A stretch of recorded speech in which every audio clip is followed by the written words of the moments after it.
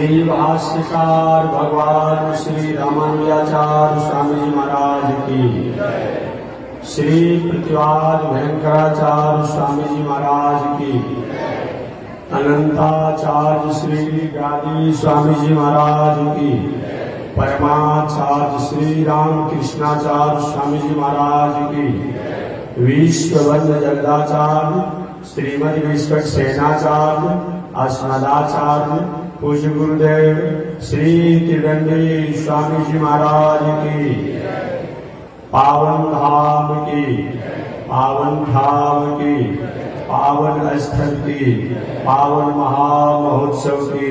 हरि ओम। शांति शांति शांति।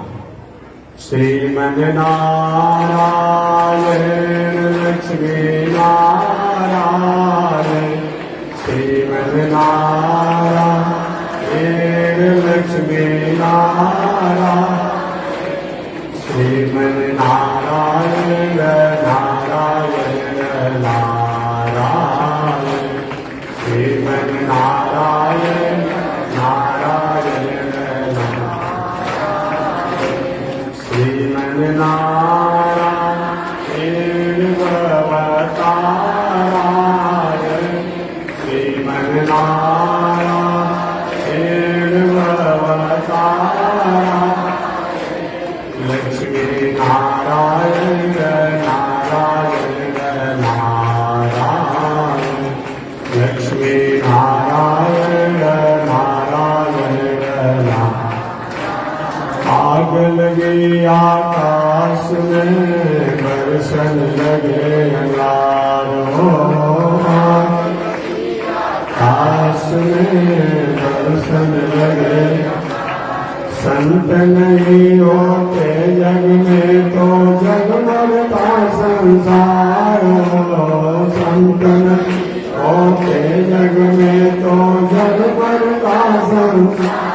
श्रीमन नारायण नारायण नारायण, श्रीमन नारायण नारायण नारायण, लक्ष्मी नारायण नारायण नारायण, लक्ष्मी नारायण नारायण नारायण। देखी रघुनाथ लिया मारी ओरिया, तनी देखी रघुनाथ तनी ताकी रघुनाथ जी मारी ओरिया, तनी ताकी रघुनाथ जी बगसर में आके रवा तन काक मरनी, बगसर में आके रवा तन काक मर। गौतम नारी अहिल्याक तरनी, गौतम नारी अहिल्याक तरन देखी रघुनाथ जी हमारी ओरिया, तनी देखी रघुनाथ जी हमारी ओरिया, तनी ताकी रघुनाथ जी हमारी ओरिया, तनी ताकी रघुनाथ जी हमारी ओरिया। श्रीमन नारायण नारायण नारायण, श्रीमन नारायण नारायण नारायण, लक्ष्मी नारायण नारायण नारायण, लक्ष्मी नारायण नारायण नारायण। बोलिए श्री लक्ष्मी नारायण भगवान की, भाष्यकार भगवान रामानुजाचार्य स्वामी महाराज की, विश्ववंद्य जगदाचार्य श्री त्रिदंडी स्वामी महाराज की। हरि ओम। शांति शांति शांति। अनंताचार्य कृपया वेदान्तद्वयपारगम् रामकृष्णाङ्घ्रिसर्वकम् विश्वक्सेन मुनिं भजे।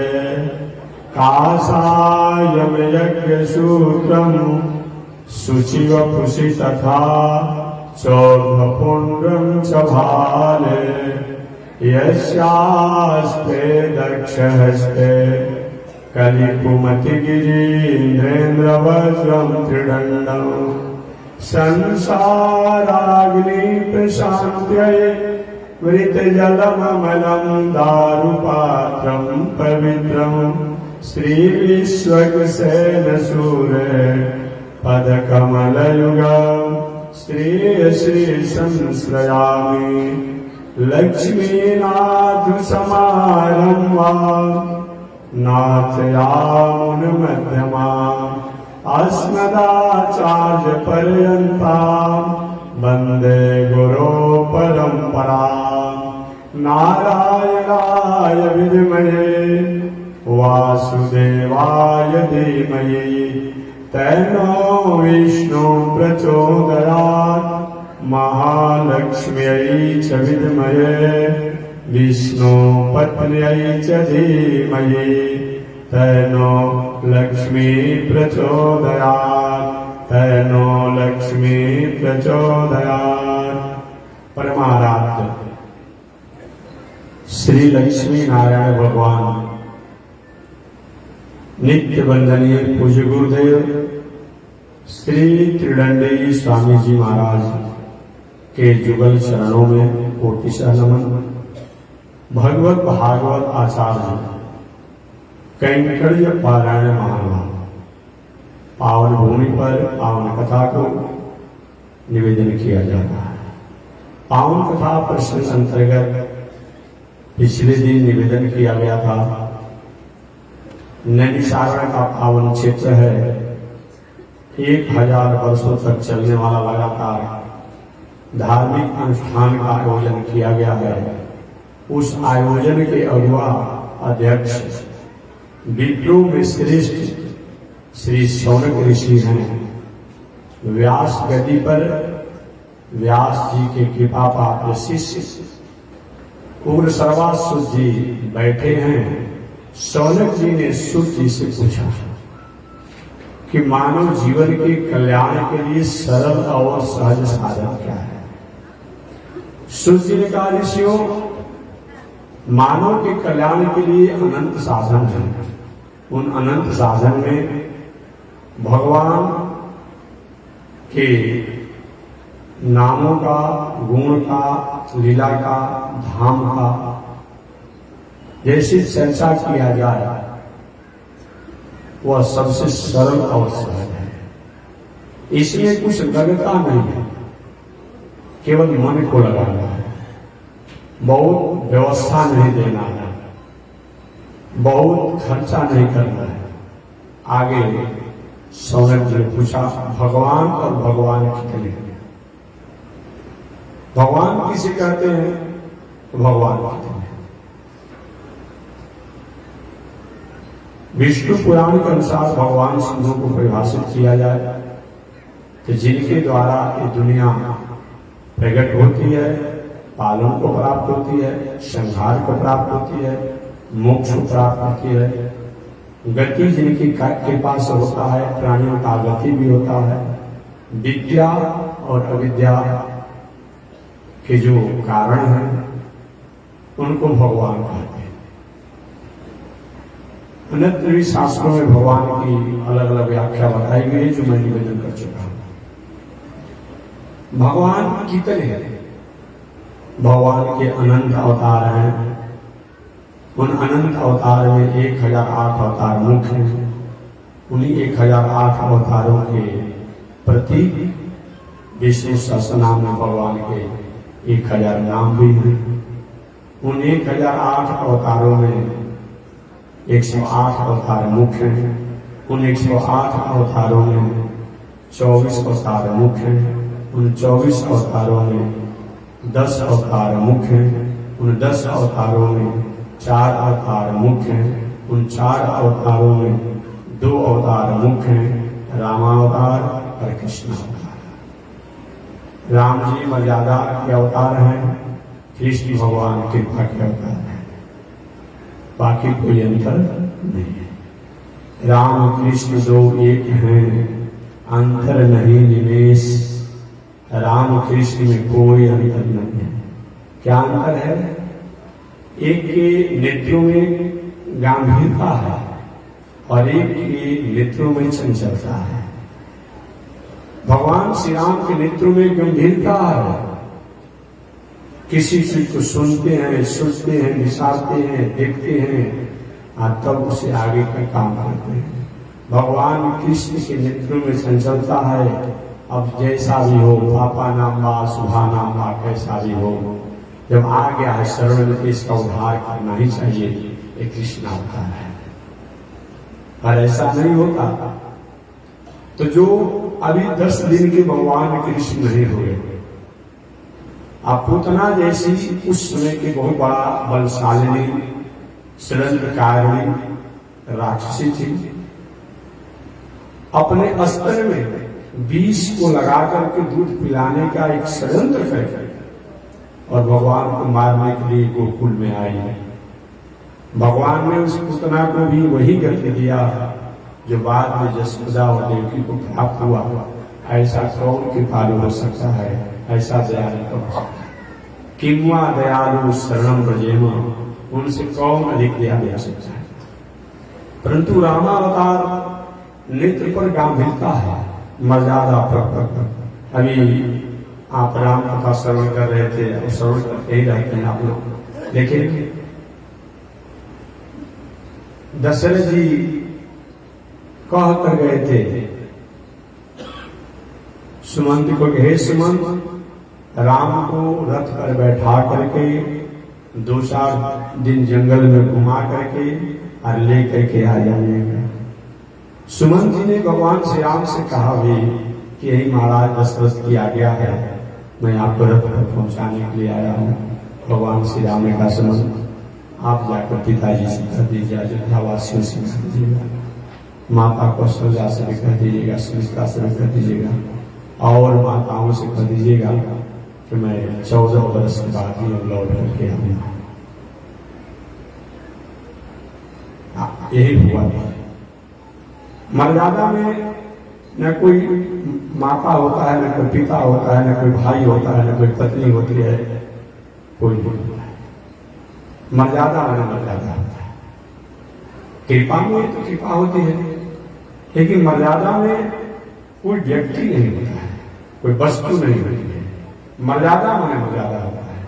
इसलिए कभी मैं हास्य के रूप में कहा करता हूं कि भगवान श्री राम अपने बाप के नहीं होते, हमारे आप हो जाएंगे। अब भगवान श्री कृष्ण, भगवान श्री राम अपने भाई के नहीं हुए, अपने पत्नी के नहीं, हमारा आपका हो जाएंगे।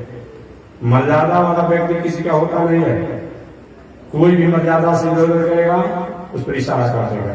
मैं बताया ना, अगर दशरथ जी कहेंगे प्रभु हे राम हे पुत्र, याद रखिए अगर आप कहीं 2-4 दिनों के बाद लौट करके नहीं आएंगे तो इस राजा दशरथ को आप जीवित नहीं देख पाएंगे। थोड़ा भी प्रभाव पड़ा नहीं। एक बात और भी दशरथ जी ने कहा था अंतिम, कह के राम, अगर आपको इस समझ में आता हो कि कैसे मैं अयोध्या में रहूं, ये भी एक नीति है, ये भी एक नीति है, एक राजनीति है, एक नीति है, एक समाज नीति है, ये धर्म नीति भी इसको कहा जा सकता है।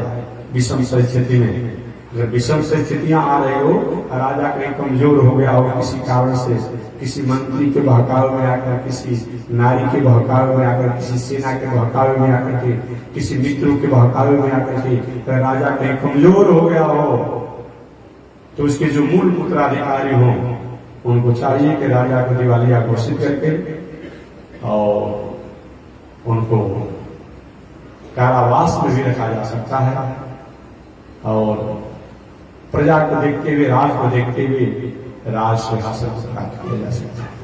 ये बातों को दशरथ जी ने राम जी से कहा था, हे राम, आप हमें दिवालिया घोषित करके और हमें जेल में बंद करके अयोध्या के राज सिंहासन को संभालिए।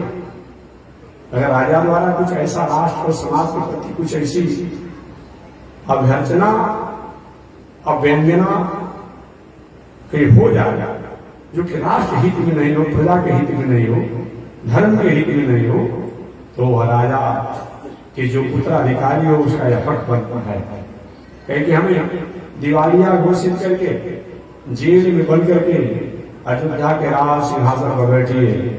लेकिन भगवान श्री राम ने बात को माने, वे सुने तो सुमन से दशरथ जी गए, सुमन राम जी को रथ पर बैठा करके जंगल घुमा करके संत महात्माओं का दर्शन करा करके और 2-4 दिनों में लेकर के आ जाएगा, ये भी नहीं माने। राम जी अपने बात को हुए कि हमारा आपको हो जाएंगे, आगे माने नहीं माने। अपने भाई के हुए लक्ष्मण द्वारा गलती हुआ अयोध्या में, ये लक्ष्मण के लिए रो रहे थे, जय हो अवध कौन मोह लाई नारी हेतु बंधु गवाई। अब वही लक्ष्मण द्वारा एक अवाक्या हो गया, अनुशासन विहीनता हो गई, अनुशासन का उल्लंघन हो गया। क्या चीज? जमराज और भगवान श्री राम जब लौट कर लंकापुर से आ चुके थे, भगवान श्री राम और जमराज का वार्तालाप हो रहा था। भगवान श्री राम ने कहा कि हमारे जमराज के वार्तालाप के समय में कोई बिना बुलावे तीसरा व्यक्ति नहीं आना चाहिए। उसी समय संत दुर्वासा जी आ गए। दुर्वासा जी ने लक्ष्मण जी पहारा दे रहे थे, लक्ष्मण जी आकर राम को सूचना दे दो कि दुर्वासा जी आए हैं, और नहीं सूचना दोगे तो पूरे रघुवंशियों को नाश कर दूंगा, बर्बाद कर दूंगा। लक्ष्मण जी असहज हो गए, असमंजस हो गए, क्या करें। एक तरफ भैया राम कहे कि बिना पूछे आना नहीं है, अब बिना पूछे तीसरा व्यक्ति कोई जमराज हमारी वार्तालाप के बीच में आ जाएगा, उसको प्राण दंड देंगे। और दूसरी तरफ के संत दुर्वासा आ गए कि अगर सूचना नहीं देंगे तो सब लोग को नाश कर दूंगा, समाप्त कर दूंगा। लक्ष्मण जी ने विचार किया कि अगर नहीं जाता तो पूरे रघुवंशी सूर्यवंशी समाप्त हो जाएंगे, अगर जाऊंगा तो भैया राम द्वारा एक मैं ही तो दंड का अधिकारी होऊंगा। ये जान करके लक्ष्मण जी गए। भगवान ने कहा, लक्ष्मण तुमने मेरी अवज्ञा किया है, अनुशासन विहीनता किया है, मेरे सामने मुंह दिखाने जो नहीं हो, मैं तुम्हें प्राणवध करूंगा। ऋषियों ने कहा प्राणवध अपना प्रिय जनों द्वारा कोई गलती हो जाए तो मारना ही मारना नहीं होता है, प्राणवध ही प्राणवध नहीं होता है, उनको अपने से अलग कर दीजिए, ये भी प्राणवध है। वही भगवान श्री राम का लक्ष्मण तो मुंह दिखाने जो नहीं हो, जाओ गुप्तार घाट में डूब करके मर जाओ। वही लक्ष्मण जी गुप्तार घाट में डूब करके अंतिम अपने शरीर से अपने भाई को हुए राम जी, अपने पत्नी के हुए राम जी हुए। सारा दुनिया कहते रह गया, 2 बार परीक्षा हो चुके, 3 बार परीक्षा हो। सीता जी का 3 बार परीक्षा हुआ, एक बार की बात छोड़ दीजिए।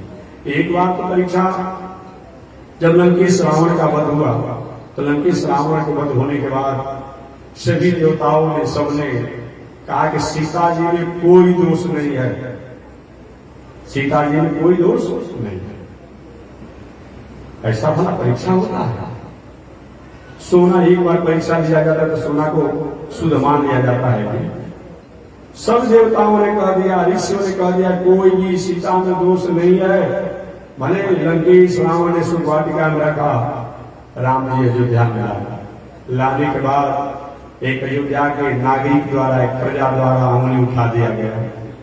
अपने पत्नी से थोड़ा विवाद उसको उठन गया था, उसकी पत्नी कहीं अपनी सहेली के यहाँ चली गई थी रात्रि में, रात होने के कारण कोई रुक गई, उस दिन रात्रि में नहीं आई।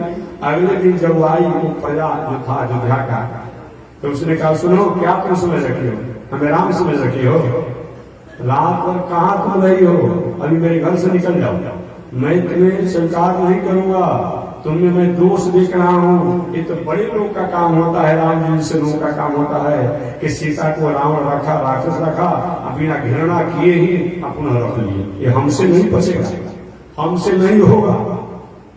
ये जब प्रजा द्वारा कहा जा रहा था, उस भगवान के मित्रों ने भी सुना, कुछ मंत्री ने सुना, वाल्मीकि रामायण में बताया है कि भगवान श्री राम ने भी सुना।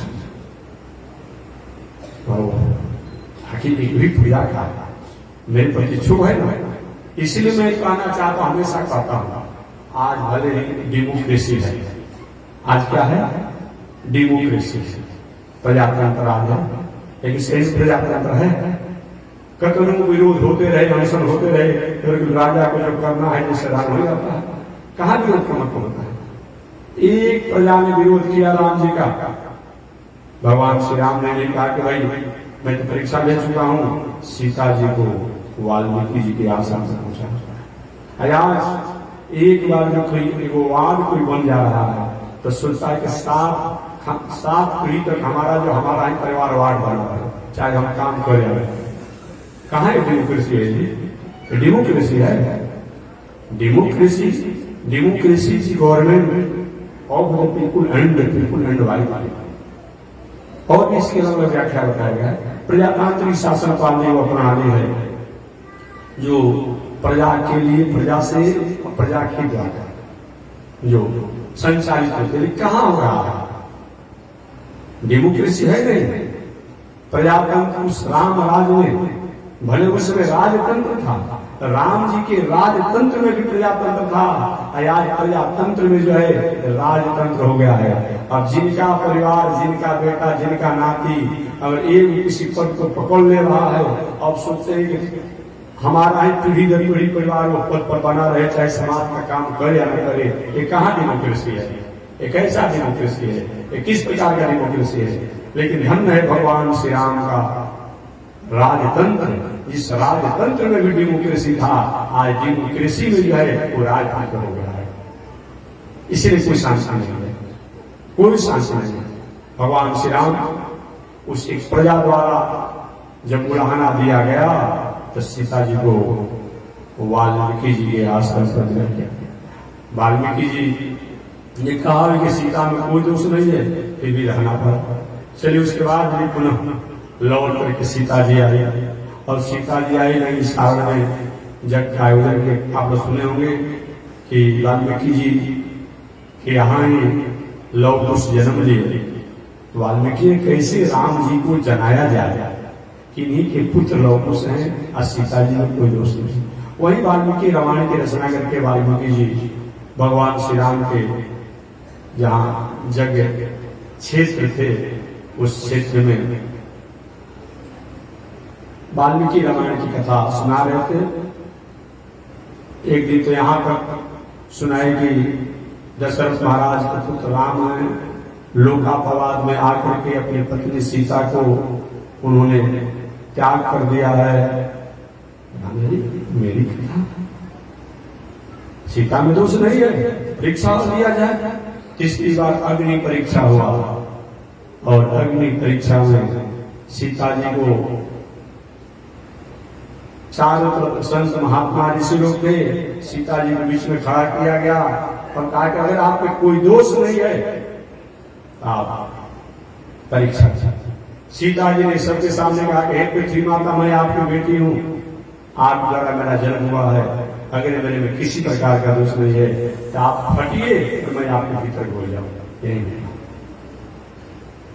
तो भगवान श्री राम अपने भाई के हुए, अपने पत्नी के हुए, अपने बाप को हुए कि हमारा आपको हो जाएंगे।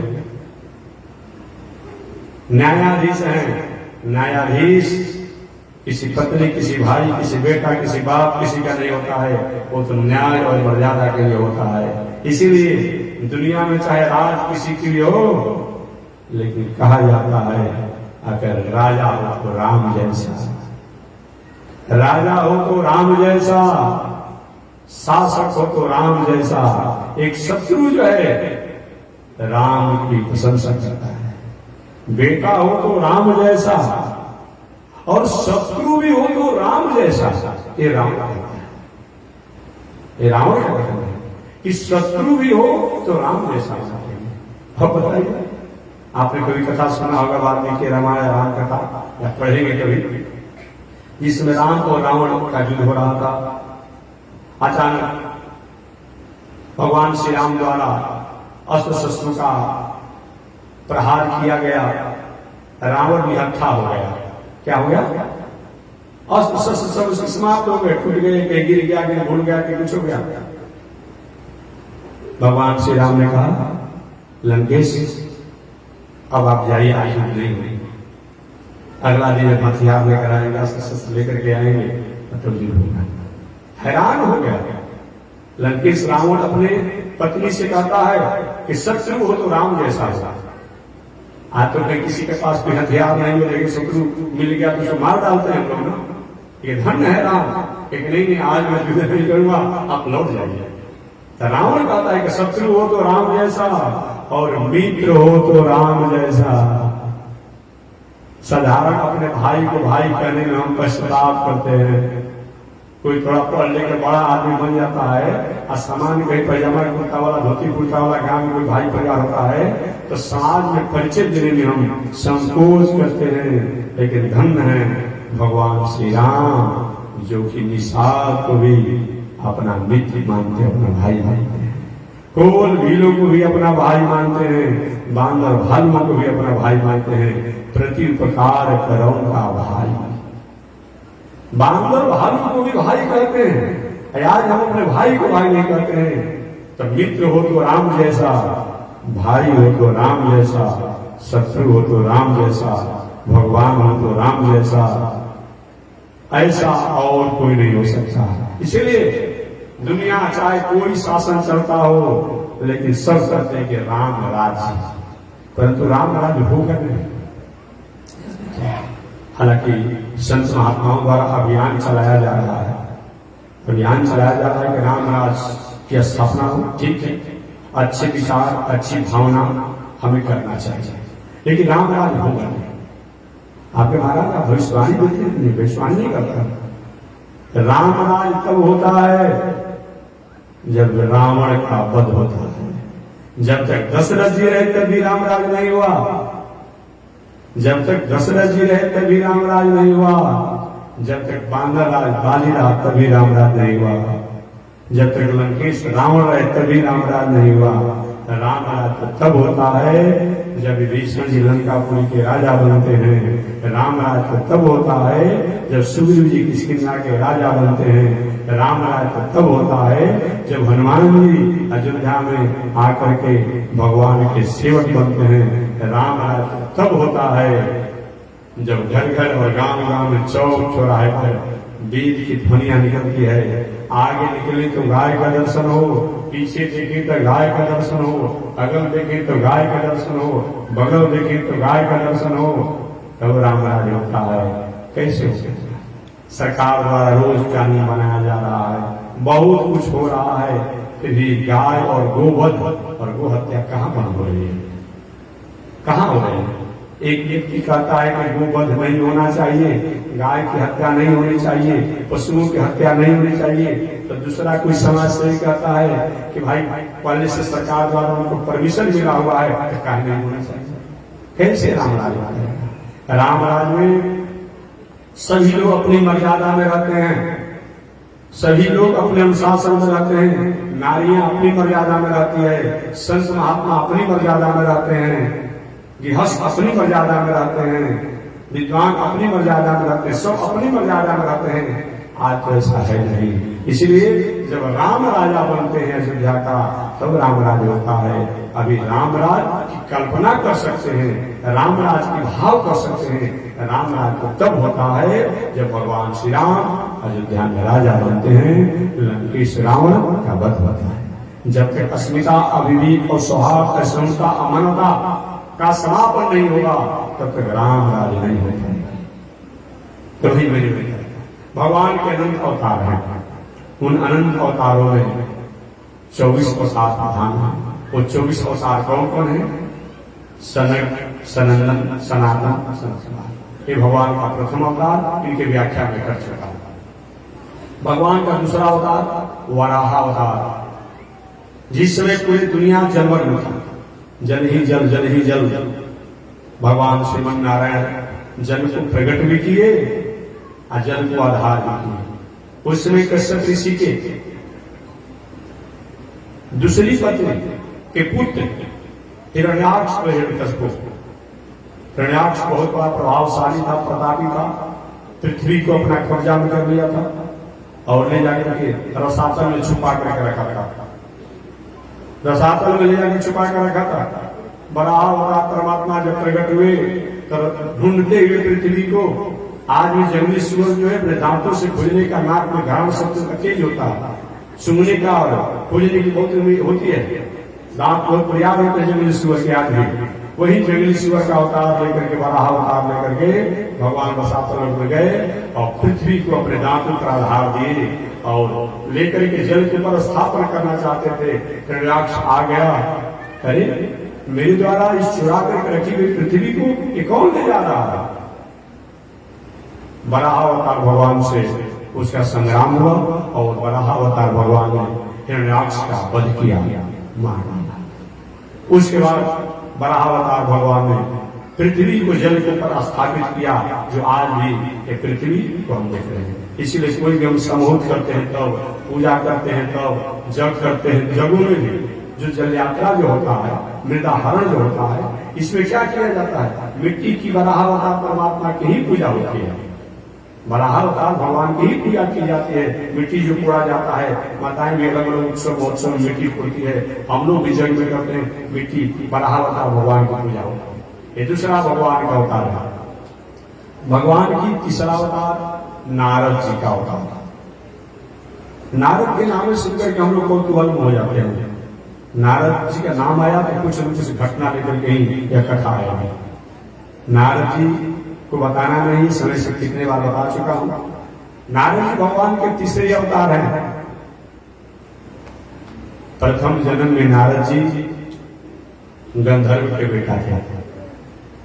गंधर्व तो जानते हैं, जो नाच गान कला कुशलता का प्रदर्शन करके और समाज के लोगों द्वारा जो उनको धन मिले उसे अपने और अपने परिवार की प्रवस्ती करे, भरण पोषण करे, वही गंधर्व कहलाते हैं। अर्थ कामा, अर्थ की कामना से जो अपनी कला कुशलता नाच गान का प्रदर्शन करके समाज के लोगों द्वारा प्राप्त धन से परिवार का भरण पोषण करे, वह गंधर्व है। नारद प्रथम जन्म में गंधर्व के पुत्र थे। नारद जी ने कहा कि मैं गंधर्व का पुत्र होने के बाद भी कभी भी अपने वाणी द्वारा अश्लील और मर्यादी और शुभनीय गायन नहीं किया, क्योंकि वाणी पर सरस्वती देवी का वास होता है। वाणी के प्रधान देव जो है हयग्रीव भगवान है, वाणी के प्रधान शक्ति सरस्वती देवी हैं। अतः वाणी द्वारा कभी भी अश्लील और मर्यादित ऐसा गायन न हो। वही हयग्रीव भगवान है, विद्या के प्रधान देव बताए गए हैं। ज्ञानानंदमयम देवम निर्मल स्फटिकाकृतिम आधारम सर्व विद्यानाम हयग्रीव उपासना। विद्या हमारा मजबूत हो, विद्या पुष्ट हो, विद्या की प्राप्ति हो, हम कुशाग्र बुद्धि को हो, इसके लिए विद्या प्राप्ति के लिए हयग्रीव भगवान का हम अनुष्ठान करते हैं, जप करते हैं। उनका मंत्र है कि ज्ञानानंदमयम देवम निर्मल स्फटिकाकृतिम आधारम सर्व विद्यानाम हयग्रीव उपासना। दूसरा विद्या का मंत्र है मेधाम विद्याम बलम प्राज्ञाम पुत्र पौत्र का देहि में देव देवेश हयग्रीव उपासना। यह हयग्रीव भगवान का है। तो हमारे वाणी के प्रधान देव जो है हयग्रीव भगवान है, विद्या के प्रधान, और शक्ति के रूप में सरस्वती देवी है। ऐसे वाणी द्वारा में चाहे विवाह का अवसर हो, जो भी गायन हो, अश्लील गायन नहीं परोसना चाहिए। इसे समाज की संस्कृति, समाज का स्वभाव, समाज की कहीं भंग होता है, क्योंकि सरस्वती देवी और ये हयग्रीव भगवान का एक यहाँ वास होता है। नारद जी कहते हैं मैं भले ही गंधर्व का बेटा था, फिर भी कभी मैं वाणी द्वारा अश्लील अमर्यादित अशोभनीय कभी गायन नहीं किया। परिणाम क्या हुआ कि नारद जी दूसरे जन्म में दासी के पुत्र बन गए, और दासी के जब पुत्र बने नारद जी, तो जब ही इनका जन्म हुआ, इनके पिताजी की मृत्यु हो गई।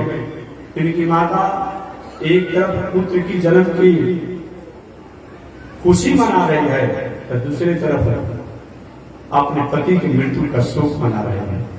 नारद जी की माता ने अपने पति का किसी तरह संस्कार किया और नारद जी को अपने गोद में लेकर के एक गृहस्थ ऋषि के आश्रम पर चली गई प्रवस्ती के लिए, प्रवस्ती का दासी पुत्र है।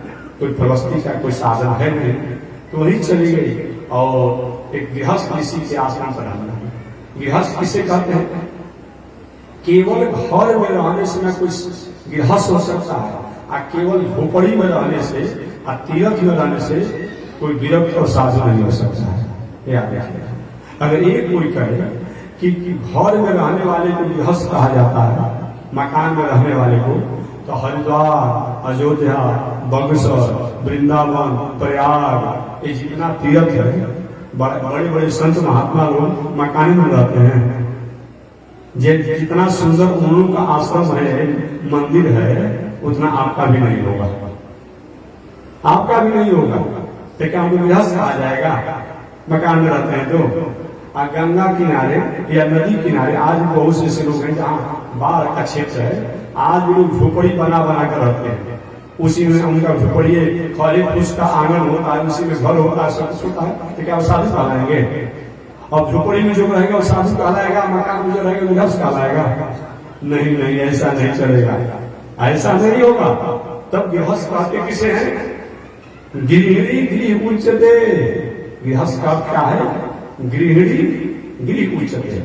चाहे झोपड़ी में रहिए, चाहे पक्का मकान में रहिए, चाहे जंगल में रहिए, गुफा में रहिए, जो गृहिणी से संपन्न है। गृहिणी माने ये नहीं कि कहीं से उठा के लेके आ जाएगा तो गृहिणी हो जाएगा, कि जहां तक बात पूछे नहीं कोई, रुपया दे से समझे कोई। चलिए करिए, कौन ढूंढने जा रहा है? ये बात नहीं चलेगी। अपना कुल, अपना गोत्र, अपना खानदान, अपना परिवार को बड़ा करके नारी एक नहीं होना चाहिए, गोत्र एक नहीं होना चाहिए। तब वैदिक परंपरा अनुसार वर पक्ष कन्या पक्ष को स्वीकार करे, कन्या पक्ष वर पक्ष को स्वीकार करे। इस रीति रिवाज से जो विवाह हो वह क्या है? वह तब गृहिणी वह बनेगी जिसको लेकर के आएंगे। कहीं से कहीं किसी को आप लेके आ जाएंगे तो गृहिणी नहीं कहलाएगी, याद रखिएगा। और कुछ हो सकती है, मैं बहुत कुछ बात नहीं कहूंगा। गृहिणी गृह उच्चते। गृहस्थ किसे कहते हैं? गृहिणी गृह उच्चते। जो गृहिणी से संपन्न हो, जो वैदिक परंपरा अनुसार अगर विवाह होगा तब तो धर्म पत्नी कहलाएगी, और तब तो देवी कहलाएगी। इसी तरह कैसे उठा के लेके आ जाएंगे, वो न धर्म पत्नी कहलाएगी न देवी कहलाएगी। एक व्यक्ति ने हमसे पूछा था, महाराज ऐसे तो हो जा रहा है विवाह शादी ऊपर नीचे करके जो हो जा रहा है, आप समझ के ऊपर नीचे मैंने जो आजकल चल रहा है और हो जा रहा है, तो क्या उसके द्वारा पूजा पाठ किया जाता है, और जो कुछ होता है पितरों के लिए और कुछ, तो उसका कुछ फल और होता है? हमने कहा बिल्कुल नहीं होता, बिल्कुल नहीं होता है। अरे भाई, कोई वस्तु कहीं आपको विदा करना, कहीं चिट्ठी विदा करना, चिट्ठी में बहुत कुछ आप लिखे हो, चाहे कुरियर में आप और भी कुछ, उसमें बहुत कुछ कीमती सामान डालना, लेकिन पता नहीं रहेगा तो पहुंचेगा वो? पते नहीं है न कौन कुल है, न कौन गोत्र है, कौन खानदान है, क्या है, तो कहां से पहुंचेगा? नहीं होगा। ऐसे ऊपर नीचे करके जो विवाह शादी हो जाता है, देखने में तो चमड़ी सुंदर रहेगा, वो भी 6 फीट 7 फीट 5 फीट का रहेगा, लेकिन उनके द्वारा किया गया कोई भी काम कोई मतलब नहीं। हम नहीं कहते हैं, एक कोई मेरा विचारधारा नहीं है। श्रीमद् भगवत गीता में भगवान श्री कृष्ण श्री अर्जुन पूछे कि जिसमें भगवान अर्जुन को उपदेश दे रहे थे, अर्जुन संग्राम करो, बड़े बड़े वीरों को धाराशायी करो। अर्जुन के प्रभु, आपका नाम अरिसूदन है, आपका नाम मधुसूदन है, आपका नाम मधुकैटभ है, मधु नाम के राक्षस मार करके आप राक्षसों को मारते हैं, शत्रुओं को मारते हैं, दुष्टों को मारते हैं, और हमको अपने ही कुल खानदान को मारने पा रहे हैं। हमको अपने ही कोई हमारा बाबा है, कोई दादा है, कोई अमुक है, कोई अमुक है, और उसी को आप मारने पाते हैं। नर की जोत से गोविंद, हे गोविंद मैं युद्ध नहीं करूंगा, कटोरा लेकर के भीख मांग करके शेष जीवन को प्रवस्थित कर लूंगा, लेकिन अपने कुल खानदान को मार करके और कुल हत्यारा मैं नहीं कहूंगा। दूसरी बात, ये जिनको मारने के कह रहे हैं इसमें सब हमारे संबंधी जन हैं। तो किसी कोई बेटी सदृश है, कोई बहन सदृश है, कोई हुआ सदृश है, कोई माता सदृश है, कोई चाची सदृश है, कोई गुरु पत्नी सदृश है। अगर इनके स्त्रियों को, इनके पुरुषों को जो युद्ध में आए हैं अगर मारा जाएगा तो मरने के बाद इनकी स्त्रियां, इनकी बेटियां, इनकी बहन, इनकी अमुक जो स्त्रियां हैं वो अपने अभिभावक से विहीन होने के बाद स्वच्छंद हो जाएंगे और अपने द्वारा अपने किसी को पुरुष बना करके, पति बना करके और उसके साथ वंश विस्तार के कार्य करेगी। और उन वंश विस्तार से जो लड़का होंगे, संतान होंगे और वो कहीं पितरों के लिए कोई पूजा पाठ करेगा तो क्या वो फलदायक होगा? भगवान श्री कृष्ण श्रीमद् भगवत गीता में जो 700 श्लोक का है उसमें इस अर्जुन जो प्रश्न किए कि शंकरो नरका ये बड़ा शंकर जो होंगे इनके द्वारा पूजा पाठ जो कुछ भी किया जाएगा इनसे पितरों को प्राप्त होगा। भगवान श्री कृष्ण चुप लगा गए, मौनम स्वीकार लक्षण, चुप लगा गए।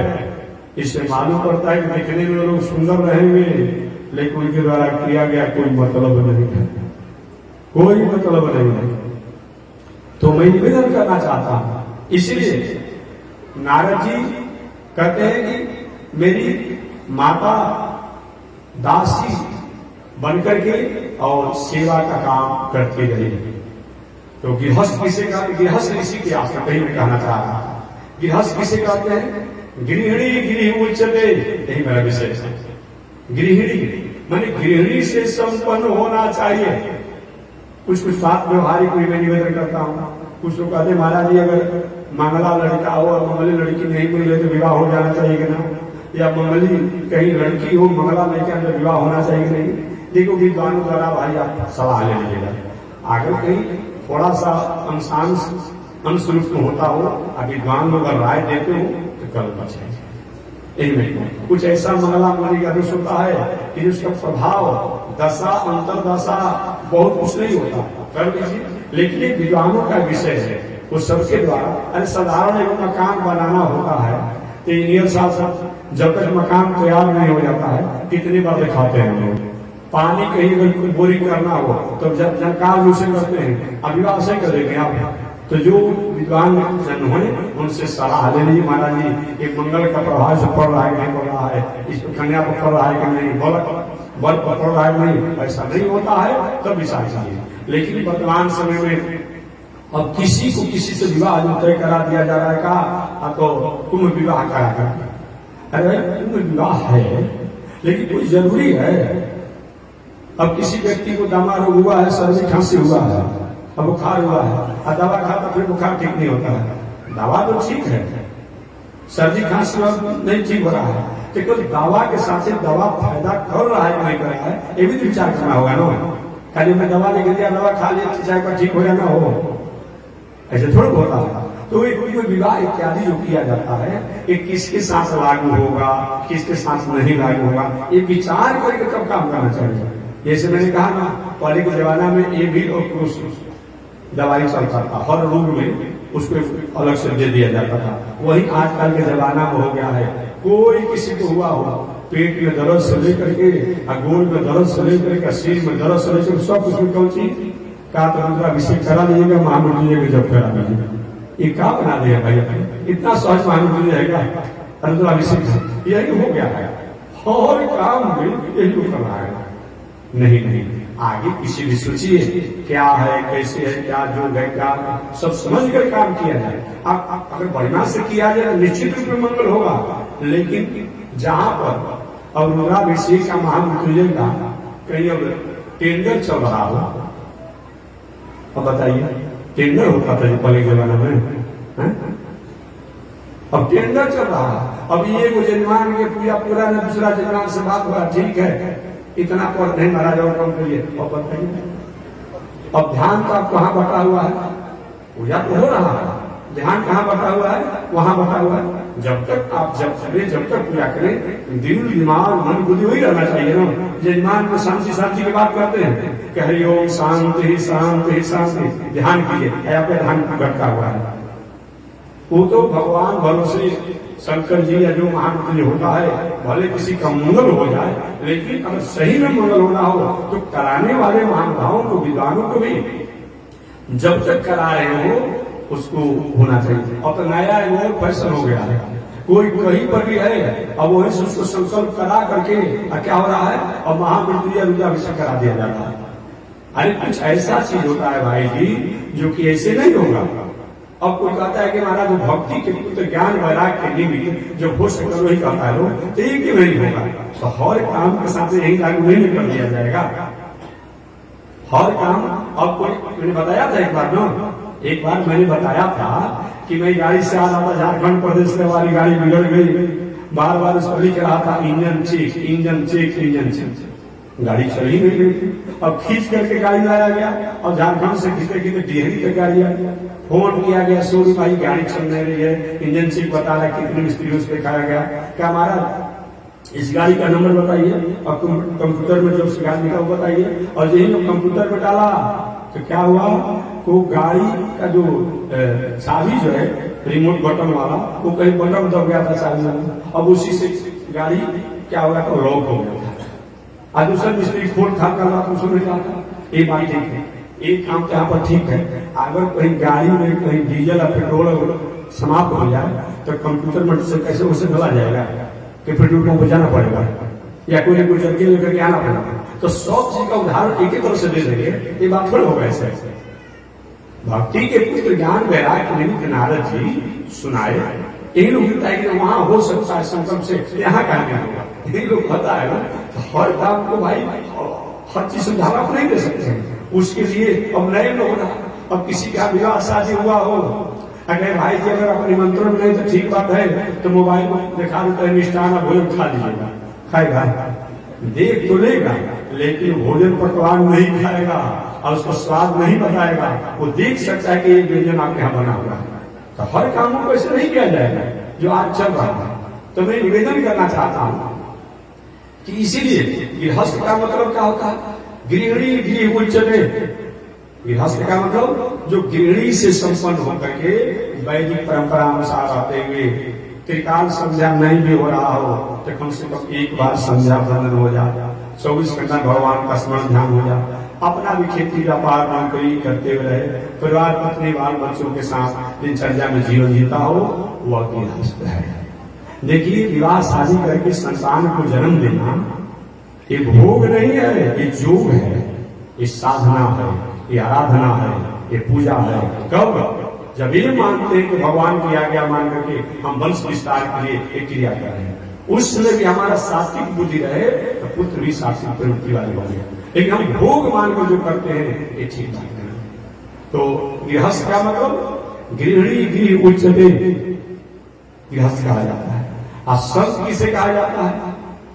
चाहे घर में रहे, चाहे वन में रहे, चाहे जंगल में रहे, चाहे गुफा में रहे, दाढ़ी मूछ वाला हो, बिना दाढ़ी मूछ वाला हो, त्रिदंड लिया हो, नहीं लिया हो, ब्रह्मचारी हो, जो भी हो, संत का मतलब जिसकी अपने जीवन की दिनचर्या, अपने जीवन का उद्देश्य, अपने जीवन का लक्ष्य जो है वह परमात्मा के लिए है, परोपकार के लिए है, परमार्थ के लिए है, राष्ट्र के लिए है, देश के लिए है, प्राणियों के लिए है। कोई भी काम करता है वह भगवान की आज्ञा मान करके राष्ट्र, समाज, प्रकृति, प्राणी के लिए ही करता है।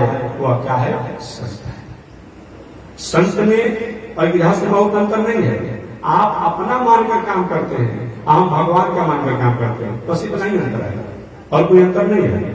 हम भी वही काम करते हैं, आप भी वही काम करते हैं, लेकिन आप मानते हमारा हमारा हमारा, हमने भगवान का भगवान का भगवान का, बस यही मान करते हैं। इतना ही अंतर है। एक ही चाबी होता है, एक ही प्रकार की चाबी होती है, जो ताला को खोलने वाला भी होता है और ताला को बंद करने वाला। एक ही नहीं, इसलिए मैंने कहा जो कई बार एक तो ताला का चर्चा वो चाबी चलता है, एक ही प्रकार के मैंने कह दिया। आज के लोगों की कहीं किसी प्रकार के कमेंट मत करें, उसको सोचते हुए कोई बात बोलना है। एक ही प्रकार की चाबी होती है, जिससे ताला को खोला भी जा सकता है और ताला को बंद किया जा सकता है। इन कर दिया गया, ताला बंद हो गया, इन कर दिया गया, ताला खुल गया। वही है, हम अपने मन को, अपने वस्तु को, अपनी व्यवस्था को अगर हम परमात्मा से संबंध कर करते हैं, एक काम संत करते हैं, अज्ञात मेरा, मैं, इसी और बाकी कोई अंतर्भूत नहीं है। आप भी कपड़ा पहनते हम भी कपड़ा पहनते हैं, आप भी भोजन करते हैं हम भी भोजन करते हैं, आप भी चलते हैं हम भी चलते हैं, आप भी रहते हैं हम भी रहते हैं, आप भी सोते हैं हम भी सोते हैं। इसमें तो सब बराबर है।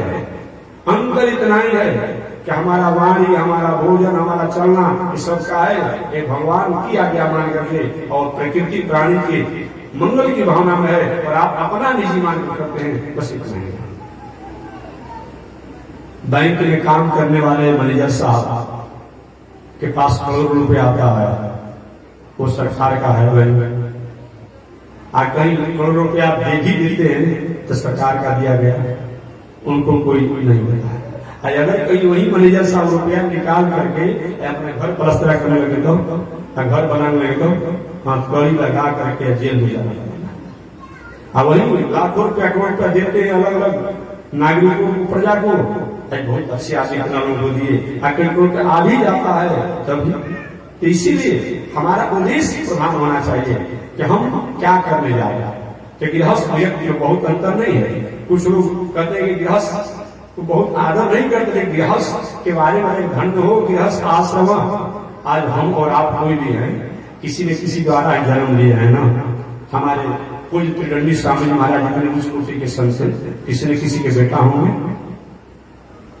भगवान श्री रामानुजाचार्य इतने उच्च कोटि के संत हुए, वो भी किसी न किसी उनके माता पिता होगा।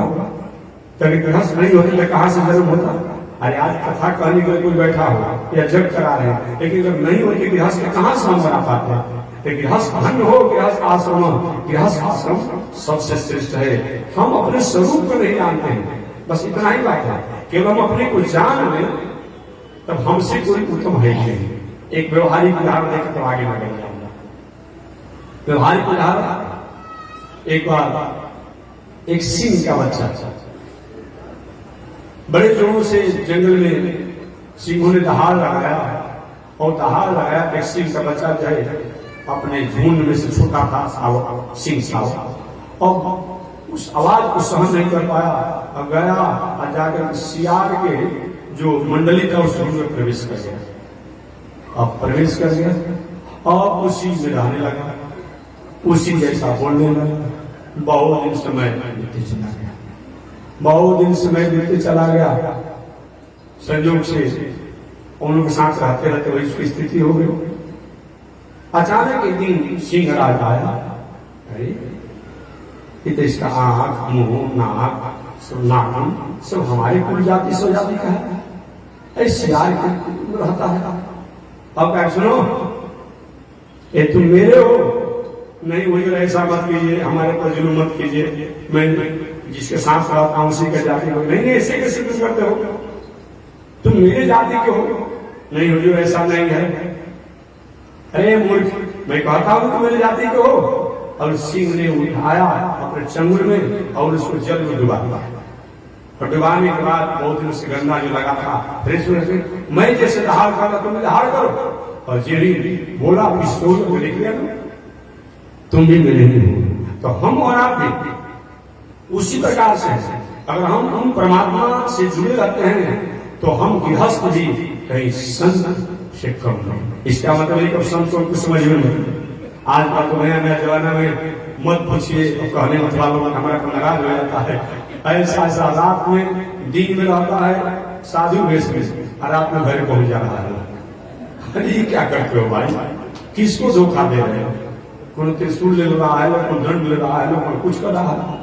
नहीं कहा कि जाने के लिए कहूँ जाने के भी साधन का गृहस्थ आश्रम पालन कम रहेगा। एक काम मत कीजिए, ये जो हो रहा है अब एक होड़ मचा हुआ है। जितने साधु महात्मा वेश में घूम रहे हैं 100 में 1 या 2% सही मायने में साधु महात्मा वास्तविक होंगे, और बाकी 98% वही चल रहा है। भेष 6 महीना खेती बाड़ी करेंगे, परिवार अपने बाल बच्चों के साथ रहेंगे। आज जब देखेंगे जब काम नहीं है तो चिमटा उमटा लेकर के, त्रिशूल लेकर, कमंडल लेकर के, दाढ़ी में भाई 2-4 सौ में बढ़ी जाएगा, कपड़ा बाजार में मिलते बाद अब लेकर कोई जब कर रहा है, कोई कुछ कर रहा है। महाराज जी कहाँ से आ रहे हैं? अब हिमालय में हो सकता। अरे हिमालय देखा है कि नहीं देखा है? घर पर रहता है, सब कमा कर घर देता है। कहाँ? बक्सर में, वृंदावन में, अयोध्या में आश्रम सेवा करते हैं। ये जो चल रहा है ये अच्छी बात नहीं है, ये अच्छी बात नहीं है। आइए बाकी गृहस्थ आश्रम अविरत, कोई किसी से कोई आदर कर नहीं। दक्षिण भारत में हमारे गृहस्थ संत होते हैं, पछुआ खोज करके अच्छा धोती पहन कर आते हैं, उनका आदर कौन है?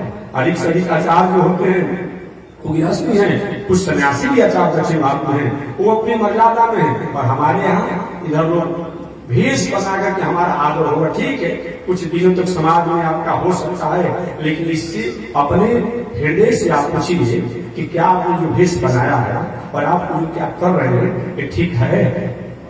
आत्मा आपकी गवाही मानी जाएगी। ठीक है, कुछ कमा लीजिए, कुछ कर लीजिए, प्रतिष्ठा प्राप्त कर लीजिए, ऐसी बात नहीं है। अतः गृहस्थ भी आदर का पात्र है और संत भी आदर का पात्र है। लेकिन गृहस्थ अगर संत भेष में हो जाए और संत कहीं गृहस्थ भेष में जाए तब ये अच्छी बात नहीं है। रावण बहुत दिनों का अपराधी था, उपद्रवकारी था, कोई उसका कुछ बिगाड़ नहीं पाया। भगवान श्री राम के कुल खानदान में रहने वाले एक राजा थे जिनका नाम था राजा अनरण। क्या नाम था? राजा अनरण। और उस राजा अनरण के जग में जाकर रावण जो है उनको मार डाला। बहुत बड़ा उपद्रवकारी था, लेकिन रावण जब नहीं सन्यासी होने पर, नहीं भिक्षुक होने पर त्रिदंडी स्वामी जी का भेष बना लिया, गेरुआ कपड़ा पहन लिया। आज बना करके जब सीता जी के साथ अपहरण का काम किया, 1 बरस के भीतर सब दुर्गति हो गया, सब दुर्गति हो गया। इतिहास गवाह है। तो हम गृहस्थ में रहे अच्छी बात है, हम संत में रहे अच्छी बात है, लेकिन गृहस्थ साधु बने, साधु गृहस्थ बन जाए एक काम अच्छा नहीं है। मैंने कहा ना कि नारद जी महात्मा कथा आया था, नारद जब घूम रहे थे पृथ्वी पर अपना कर्म भूमि समझ करके, तो देखे कि लड़का कहाँ रो रहा है, तो ब्रह्मचारी बाबा का। अब ब्रह्मचारी बाबा का लड़का रोना चाहिए? आगे देखे कि साड़ी कहाँ सूख रहा है, तो सन्यासी बाबा का। अरे सन्यासी बाबा के यहाँ फिर साड़ी सूख रहा है, हो सकता है अतिथि आया और सूख भी सकता हो। नहीं, वो तो सन्यासी जी के यहाँ दासियों को जो रखा गया है। ये हल्ला कहाँ हो रहा है? ये मौनी बाबा के यहाँ। अब मौनी बाबा है हल्ला कर रहे हैं, ऐसा होना चाहिए। इसीलिए ऐसा नारद जी ने दुनिया में देखा था, तभी तो उनके मन में शांति हो गया। और सारी घटना के ऊपर भाई सनक सनातन संत समाज से कहे ये नहीं होना चाहिए। भगवान कहते हैं कि आप जैसे हैं वैसे रहिए, छुपाइए नहीं, बनिए नहीं, बनावटी भेष मत बनिए। बनावटी समय अच्छा नहीं लगता है। कोल भी अपना स्वभाव बता दिया भगवान श्री राम से, महाराज हमारा स्वभाव क्या है कि वसन और वासन ये दोनों को हम छीन लेते हैं, चुरा लेते हैं, यही हमारा स्वभाव है। और मैं आपके साथ हूँ, भगवान बड़ी प्रसन्न भाई अपना वास्तविक स्वरूप से बता दिया। तो आप जैसे भी हो छुपाइए मत, आज यही हम काम करते हैं। और कोई साधु भेष बना लिया है, क्योंकि हमारे जब साधु हम साधु में न है ना भी नहीं कह रहा है कि हम साधु में न है, क्या साधु समझ नहीं आ रहा हमको? और बताइए, अरे कहिए लेकिन हमारा विवाह शादी आया गृहस्थ आश्रम है, तो क्या ऐसे फर्क पड़ने वाला है? यही जो आज हो रहा है ये अच्छी बात नहीं है।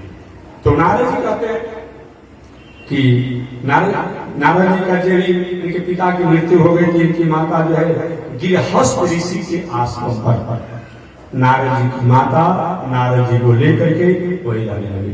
गृहस्थ ऋषि के यहाँ स्त्रियां भी रहती थी, गाय इत्यादि की सेवा होता। कुछ दिनों के बाद एक त्रिदंडी स्वामी जी महाराज उस गृहस्थ ऋषि के आश्रम पर चतुर्मास करने के लिए आए। नारद जी उसमें छोटी अवस्था में थे। इनकी माता जी को महात्मा जी के आश्रम की सफाई और गाय की सेवा का जिम्मा मिला। समय बीतते चला गया, देखिए अभी 1 महीने समय बीत गया ना, अब 1.5 महीना भी बीतने वाला है। अच्छा काम भी बीतता है उसी रफ्तार में, लेकिन इतना उसमें मग्न रहते हैं कि पता नहीं चलता कैसे बीत गया। अब 4 महीना में 1.5 महीना लगभग बीतने वाला है, बुझाई नहीं कैसे बीत गया। तो 4 महीने सन्यासी चरवास करने के लिए आए थे जहां नारद जी की माता रहती थी, और 4 महीने जब समय बीत गया, अचानक जी सन्यासी जी अपना व्रत पूरा करके जब चले तो नारद जी छोटे अवस्था थे, जाकर महात्मा जी को चरण पकड़ लिए। महाराज जी मुझको बाबा बना दीजिए, मैं आपके कमंडल ढोऊंगा, आपके खड़िया ढोऊंगा, आपके आसन को मैं ढोऊंगा, हमको साथ बाबा बना दीजिए। महात्मा जी समझा रहे थे कि बेटा अभी तुम छोटे अवस्था हो, पिता रहे नहीं, माता के इकलौते पुत्र हो, अभी माता की सेवा करना, बाद में तुम बाबा बन जाना। और नारद जी से महात्मा जी सन्यासी जी बात ही कर रहे थे, यह घटना नारद जी की माता को पता चला। अरे मेरा बेटा तो साधु बनना चाहता है। अब दौड़ते हुए नारद जी की माता वही बना के जहाँ नारद जी उन सन्यासी महात्मा जो व्रत पूरा करके जा रहे थे, महाराज मेरा बेटा को आप साधु बनाना चाहते हैं, मेरा इकलौता पुत्र ही मेरा आधार है, ऐसा नहीं होगा। 4 महीना आपने सेवा किया, आश्रम की गाय की सेवा किया है, क्या यही सेवा का फल होगा? मेरे पुत्र को आप लेकर चले जाएंगे और नारी की नहीं मैं साधु बनूंगा नहीं। महात्मा असमंजस में क्या कहे? अंत में महात्मा ने कहा बेटा जब तक तुम्हारी माता जी जिंदा रहे तब तक माता जी का तुम सेवा करना, अब माता जी जब चली जाएगी और मृत्यु हो जाएगा तब तुम साधु बनना। एक करके महात्मा जी आगे बढ़े। अब नारद जी दौड़ते दौड़ते गए जाके महात्मा जी के चरण पकड़ लिए। महाराज जी जा तो रहे हैं लेकिन कुछ आधार तो दे दीजिए।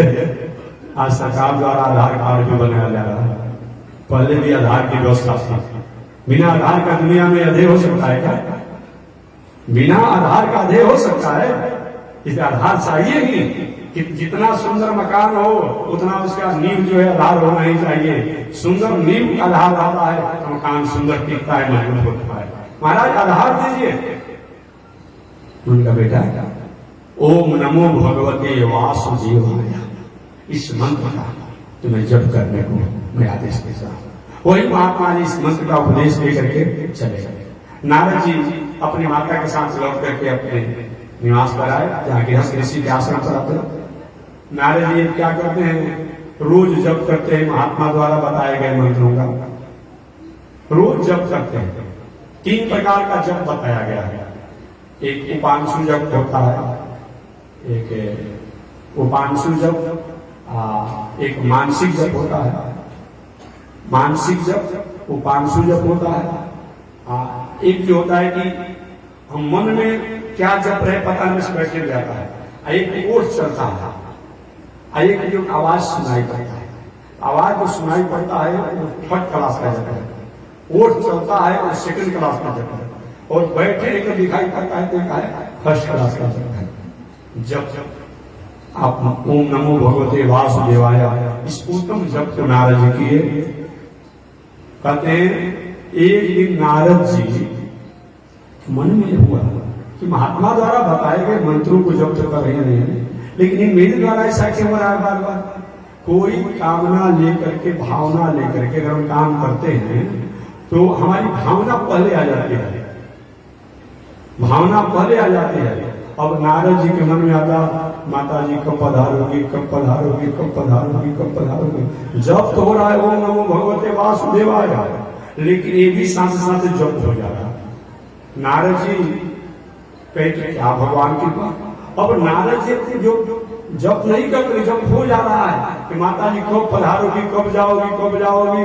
अब संयोग से कि नारद जी की माता को काला नाग ने काट दिया, नारद जी की माता मृत्यु को प्राप्त हुई।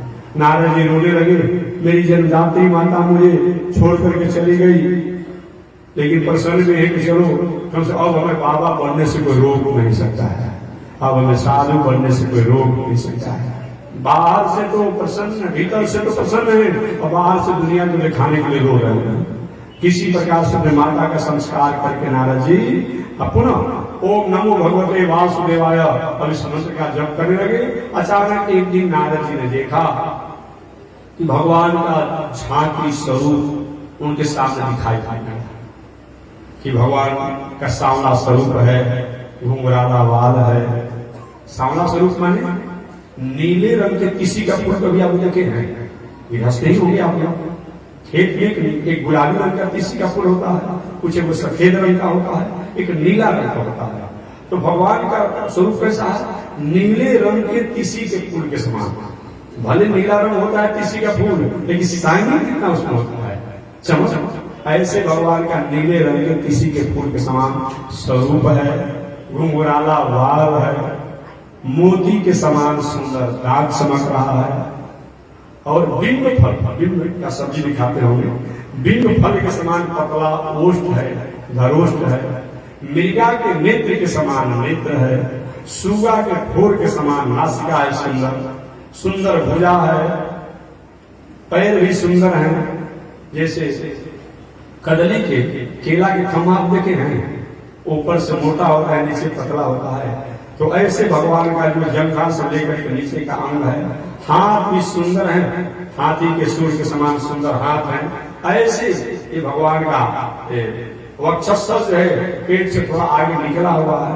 इस प्रकार भगवान पीताम्बर पहने हुए हैं, मंद मुस्कुरा रहे हैं। इस स्वरूप को नारद जी ने देखा। अब देखिए, जब अभी ध्यान नहीं कर रहे थे, अचानक क्या हुआ? स्वरूप गायब हो गया। और चारों तरफ देखने लगे, कहाँ चला गया?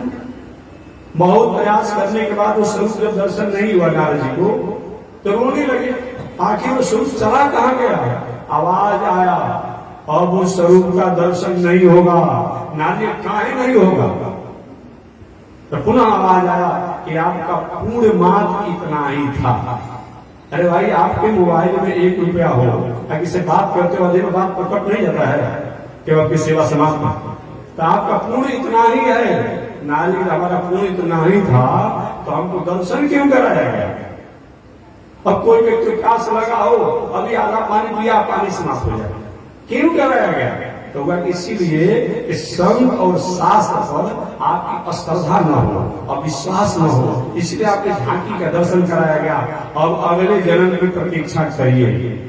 वही नारद जी उस मंत्र का जप करते रहे।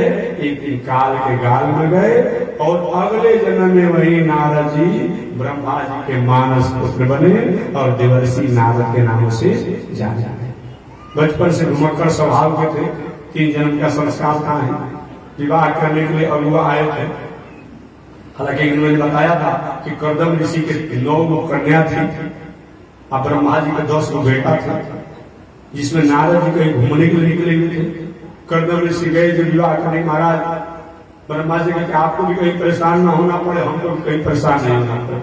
आपको भी भले ही 10 पुत्र है, लेकिन वर्तमान अभी दिखाई पड़ रहे हैं 9 पुत्र। एक पुत्र कहीं घूमने के लिए निकले हुए नारद जी, और हमारी भी 9 बेटी है, तो विवाह हो जाए। वही ब्रह्मा जी के 9 पुत्र मरीचि, अत्रि, पुल, कर्तु, भृगु, वशिष्ठ, अंगिरा, पुलस्त इत्यादि दक्ष के 9 ब्रह्मा जी के पुत्रों से कर्दम ऋषि की 9 बेटियों का विवाह हो गया। मैंने भगवान कपिल जी की 9 बहनों का विवाह हो गया। नारद जी का विवाह नहीं हुआ। नारद जी का विवाह नहीं हुआ तो विवाह नहीं करेंगे। जब नहीं हुआ तो नहीं करेंगे। वही नारद जी पर्यटन निवधान लोकान अपनी साधना आराधना भक्ति करने लगे, तो करने लगे तो भगवान ने उनको एक वीणा दे दिया। ए नारद जी, धैर्य में भक्ति क्या वीणा दे रहा हूं, और इस वीणा को बजाते दुनिया में अलग जगाते रहिएगा। वही नारद जी वीणा बजाते हुए और दुनिया में अलग जगाते रहते हैं। वह नारद जी ये भगवान के ये अवतार है।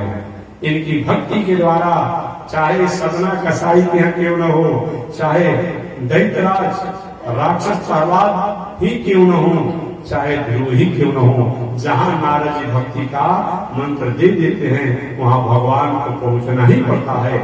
ऐसे नारद जी ये भक्ति के अवतार है और भगवान के तीसरा अवतार है। इस प्रकार ये तीसरे अवतार को सूर्य जी ने बताया। भगवान का चौथा अवतार जो है नर और नारायण का अवतार है। इसकी कथा कल मैं सुनाऊंगा कि नर नारायण कौन है।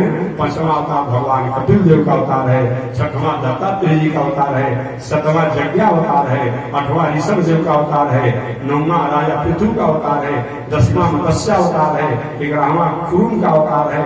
12वां धन्वंतरी अवतार है। 13वां मोहिनी अवतार है। 14वां नरसिंहावतार है। 15वां वामन का अवतार है। 16वां परशुराम जी का अवतार है। 17वां व्यास का अवतार है।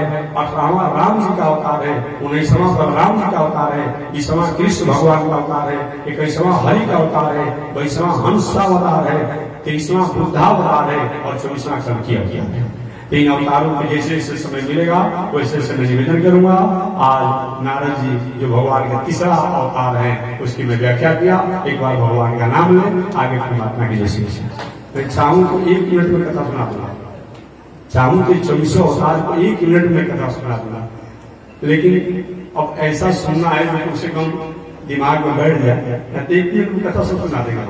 तब सुनने के जो भी हो चतुर्मास में ऐसे तो हमको कहीं कथा खाने का मौका मिलता नहीं है। बहुत से संत महात्मा विद्वान ज्ञानी कथा व्यापक रहते हैं, आगे भी हमारी कथा से रहते हैं और हमारी कथा से पहले भी रहते हैं, पीछे भी रहते हैं। तो हमको कथा कहने का मौका तो मिलता नहीं है। किसी तरह से एक औपचारिक में कथा सुना देते हैं। ये चतुर्मास का भी समय है, मौका मिला है, इसी में सोच रहा हूँ कि जहां तक होगा मैं कथा अच्छी प्रकार से सुनाऊं। ये भगवान की कथा कहने में कृपणता नहीं करनी चाहिए, इसी में सुना रहा हूँ। तो बस शेष चर्चा अगले दिन। आज इसी के साथ माने विराम। एक बार भगवान का नाम श्रीमन नारायण लक्ष्मी श्रीमन नारायण नारायण नारायण श्रीमन नारायण नारायण। बोलिए श्री लक्ष्मी नारायण भगवान की, भास्कर भगवान रामानुजाचार्य स्वामी महाराज की, विश्व जगदाचार्य श्री तिरंगी स्वामी महाराज की। हरि ओम। शांति शांति शांति।